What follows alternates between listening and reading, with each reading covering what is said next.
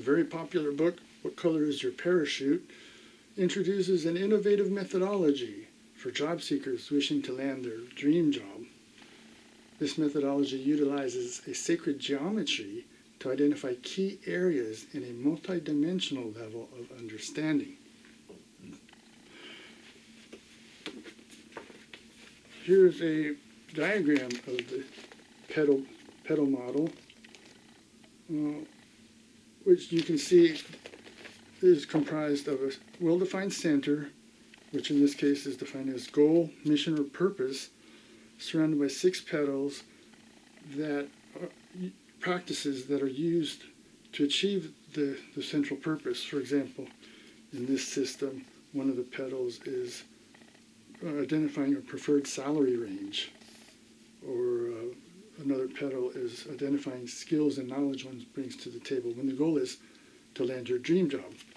Well, a very worthy goal that really doesn't pertain in my life, because like I've been saying for years, ever since my first permaculture design course, I have too much work to do to get a job. I've noticed that the hexagonal sacred geometry is used in other systems of knowledge construction. For example, here's Debashish Banerjee's book, The 7 Quartets of Becoming, which defines in detail Sri Aurobindo's integral yoga. Now, for Aurobindo, the center goal or mission was achievement of the integral transformation, which was getting to a level of what he calls supermind, or non-dual understanding of universal life processes. And then here's a more detailed look at the Aurobindo system. So you can see there's 6 dimensions that surround the central purpose of integral transformation, are defined as knowledge, peace, action, body, power, and being. It's called Supta Katustaya, or the 7 quartets, because each of these dimensions then has 4 specific practices, or yogas, sadhanas, that Aurobindo utilized to achieve each dimension. So, for example, power will include 4 specific practices. And it's important to notice that power in Aurobindo's case means surrendering to the universal power. So he has specific practices, and he would utilize this. This was his work. It wasn't a job, it was his work. So having known that, in one of my classes, I devised my own integral yoga, which has this geometry. Instead of the integral transformation, the goal of my integral yoga was the aspiration of becoming Gaia, very inspired by Sean Kelly's wonderful book of that title.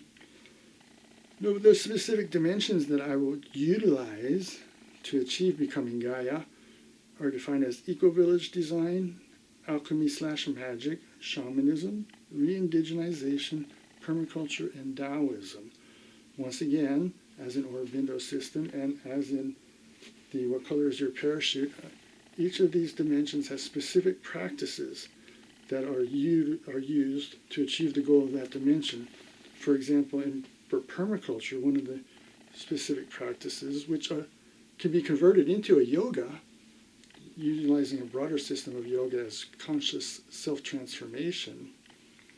Anyway, one of the practices, or katustayas, in permaculture would be constructing a raised bed in zone 1 for commonly used greens, or one of the goals in shamanism would be to practice journeying to the underworld.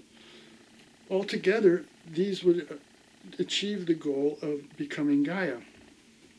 For the current project, which I outlined in my dissertation proposal, my application to the doctoral program, the new goal, situated in the center, is defined as creating our own reality through the power of non-dual metaphysics. Now, I haven't designated yet what will be the 6 dimensions surrounding that goal, which will be converted or reoriented as a yoga practice.